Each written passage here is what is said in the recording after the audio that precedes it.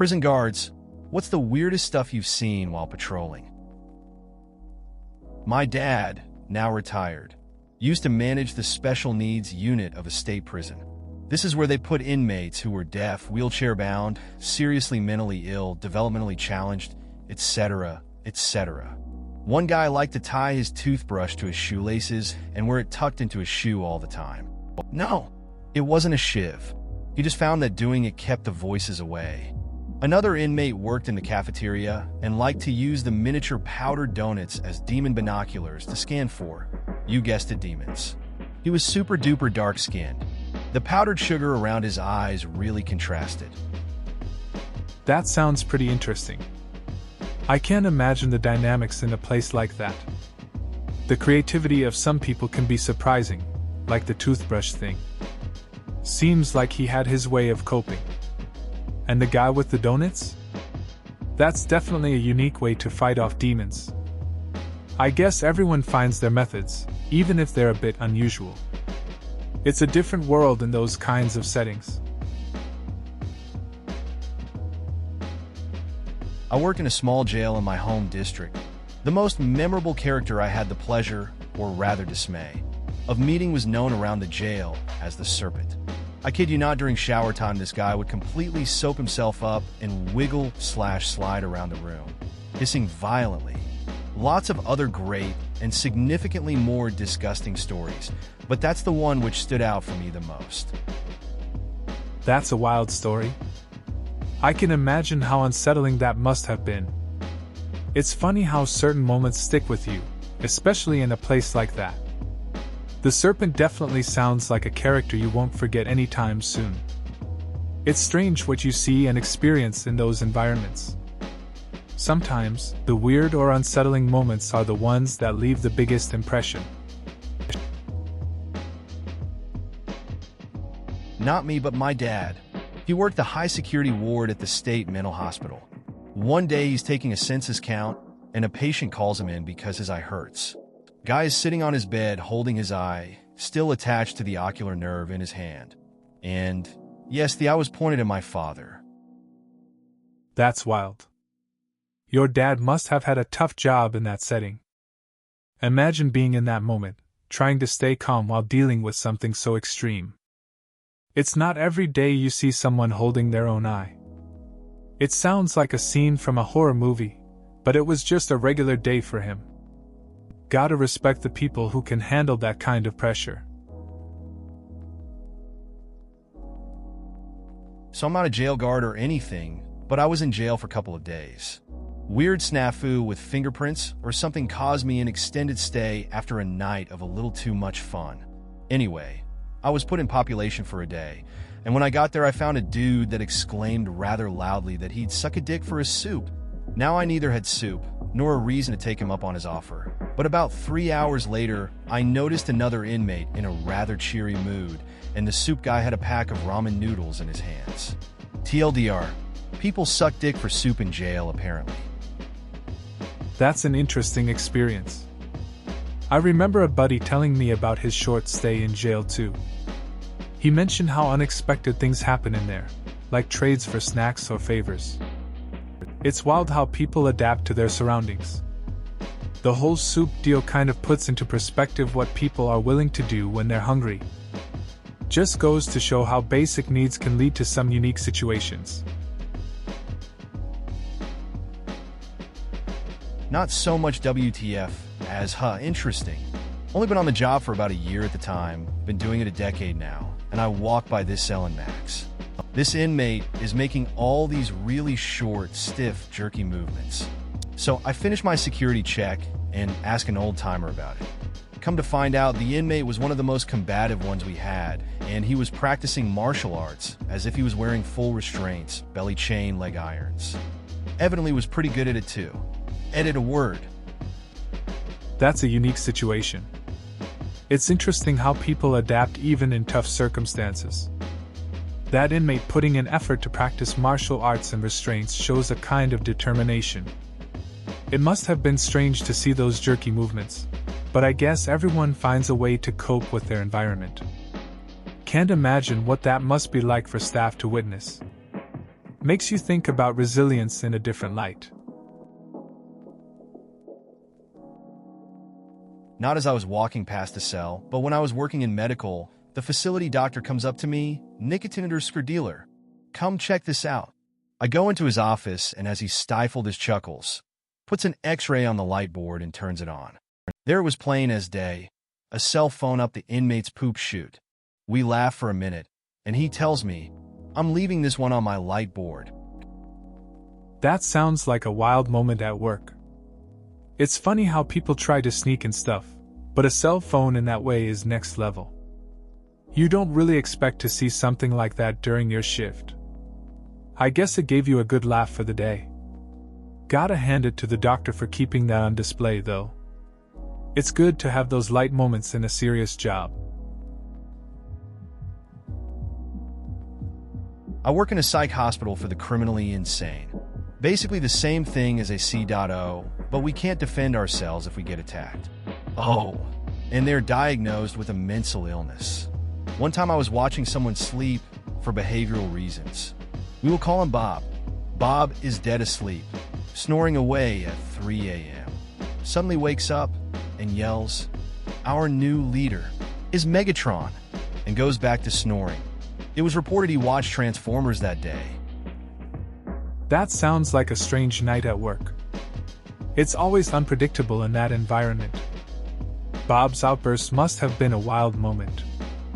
Just goes to show how media can really stick with people, even in their sleep. It's funny and a bit concerning at the same time. You never know what someone is going to say or do when they're in that state. Definitely keeps things interesting. Non-butt or poop story. I worked at a county jail for an internship during my last semester at college. School and the jail were over 100 miles from my hometown. One night, doing rounds on one of the more secured units, one of the inmates called me over and just started a regular conversation with me. In the middle of talking, he asked about my mother by name. Okay, maybe he just got lucky and guessed her name. The inmates only know her last names, and no one called each other by their first names. I'm curious at this point, I play along and say she's doing well. He then goes on to ask me about the rest of my family, including my dog, all by name. Now I'm freaked out, and I look up his information. Guy's not even from the same state. To this day, don't know how he got all that information. That's pretty unsettling. I can't imagine how you felt when he dropped all those names. It's wild how someone in that situation could get so personal. You think it was a lucky guess or something more? It must have been a strange mix of curiosity and concern for your family. It's a reminder of how small connections can be, even in unexpected places.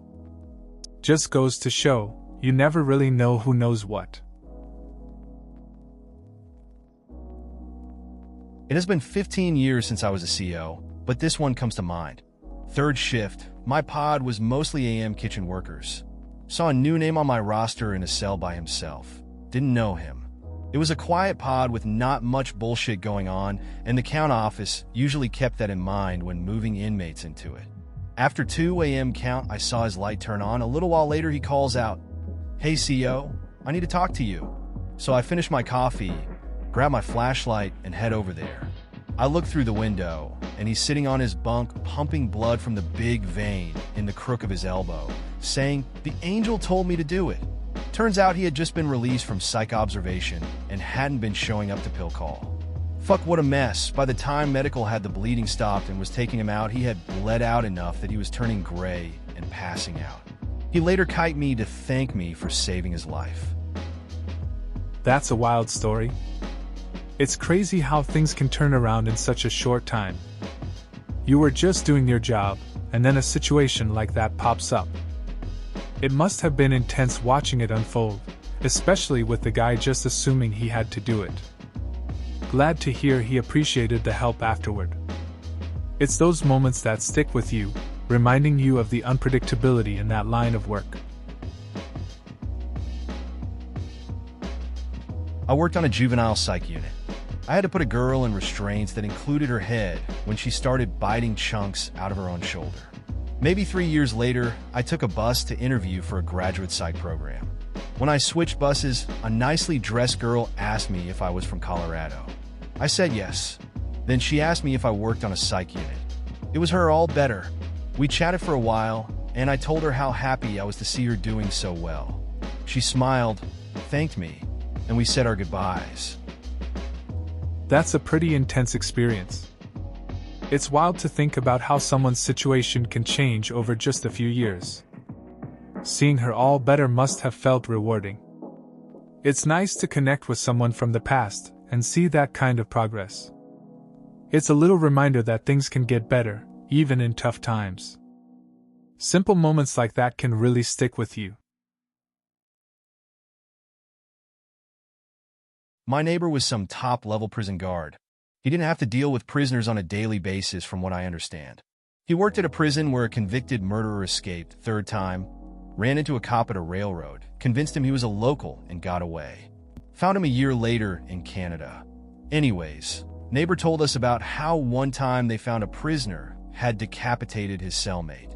One problem, his head was nowhere to be found. Prisoner stomped it to pieces, then flushed it down the toilet. That was the story that did wonders for me. That's a pretty intense story. I can only imagine how surreal that must have felt for your neighbor.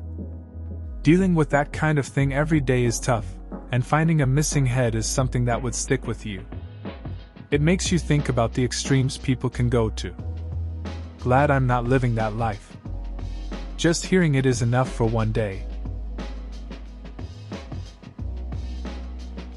Please, for the love of God, do an AMA. As someone who wants to be in corrections, I want to read that. Edit. I didn't expect this kind of feedback, and thank you to everyone that shared your stories. But if you let others influence a dream, then it's not really a dream, but a passing fancy. This is not what this is for me. It's interesting to see how passion can drive people, even when others have doubts. I remember a friend who wanted to be a firefighter despite the risks. People told them it was too dangerous, but they stuck with it. Now they're living their dream, helping others. It's a reminder that you should chase what truly inspires you, no matter the noise around you.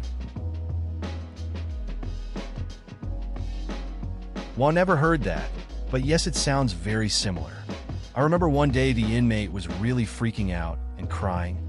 I asked him what was wrong, and he told me another inmate told him that Jeff escaped and ran away. I then spent the next 15 minutes walking around the unit looking for an invisible/imaginary damn dog. Finally, he saw Jeff, and everything was better. That's kind of wild. It's interesting how someone's imagination can turn a situation around. I remember a time a friend thought they lost their phone. We spent ages looking for it, only to find it in their pocket. Sometimes the things we worry about don't even exist, but they can feel so real in the moment. Just goes to show how our minds can play tricks on us. That could have been your father, and then you'd have never existed. Then you wouldn't have posted this comment. But would I still have scrolled past the space where your comment would have been? Would everything have been different? Maybe you were the reason Reddit exists at all, and if you hadn't been born, some chain of events could have caused Reddit to just not be a thing. Yes, I'm a little high. Sorry. You know, it's crazy to think about how our existence is tied to so many factors. Like if just one thing changed, our whole lives could be different. I had a friend who used to bring this up all the time. He'd say something similar when we were just chilling and messing around. Makes you wonder about all the little decisions that lead to where we are now. Feels kind of deep sometimes. My aunt worked in May Still or Gotten Out, a juvenile detention center, and every time I would see her, like every few months, she slowly got more and more literal, serious, cold, distrustful, like she saw only the bad in people. She was still cool and not like in our cases, but it was clear for me. Now that I think of it, maybe it was because she always worked in a negative environment. I remember the stories she would tell of having to hold down kids and restrain them. She always scared us straight. It's interesting how a job can change someone over time. Your aunt probably witnessed a lot of tough situations that shaped her view on people. Working in a place like that must be heavy on the mind. It's a reminder that the environment we're in can really affect our outlook and mood, even if it's not always obvious. Those experiences probably left a mark on her.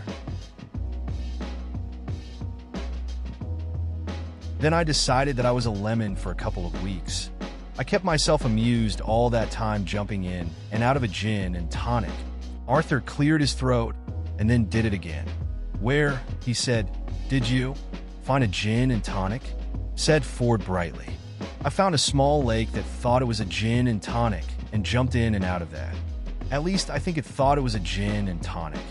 I may, he added with a grin which would have sent sane men scampering into the trees, have been imagining it. One of my fave exchanges from H2G2. Thanks for bringing it to mind, smiley face. This bit always makes me think of that phase a friend went through. He decided to act like a fish for a month. Spent all his time by the pool, pretending to swim. Got really into it too. Said he could feel the water calling. It was bizarre but kind of refreshing, you know? Just goes to show how much fun you can have with random ideas. No one got hurt, and we all laughed. The food preppers also are usually sitting out fines. So if an inmate is sitting out, say, a fail to pay traffic warrant totaling $300, then each day, without work, pays $25 or $30. If they work, it pays $50 to $60 a day. I can only imagine how pissed I'd be if I went to jail over a debt. Made $60 per day plus room and board in jail, then had to go back out and be unable to find a job that pays that well. It's tough to think about. You end up in jail for something like a traffic fine, and then the system kind of traps you. You get daily wages but then face this reality of struggling to find a decent job outside. It's frustrating when the situation seems stacked against you, making it hard to break that cycle. Just trying to get ahead but facing setbacks everywhere. I can only imagine how pissed I'd be if I went to jail over a debt, made $60 per day plus room and board in jail, then had to go back out and be unable to find a job that pays that well. In a town near me, the city used to have employees that cut the grass on city property. The workers got a wage and benefits. Then the city decided to lay off the workers and outsource the mowing to a private contractor who paid minimum wage and no benefits. So the former city workers, if they were lucky, got to do their old job for minimum wage and no benefits. Then the city decided they could save even more money. They would use prisoner labor from the jail. So they got rid of the private contractors, and now the former city workers had no jobs. I can imagine the poor guy standing on the corner watching prisoners doing his old job and thinking, if I rob that gas station, I can get my old job back. That's a tough situation for those workers. Losing jobs to contractors and then to prison labor must feel pretty unfair. The cycle of trying to make a living gets complex. The thought of someone considering crime just to get back to a decent wage highlights the desperation some people face. It's a harsh reality that shows how some systems can overlook the human cost in the name of saving money. Please consider subscribing if you enjoyed. Love.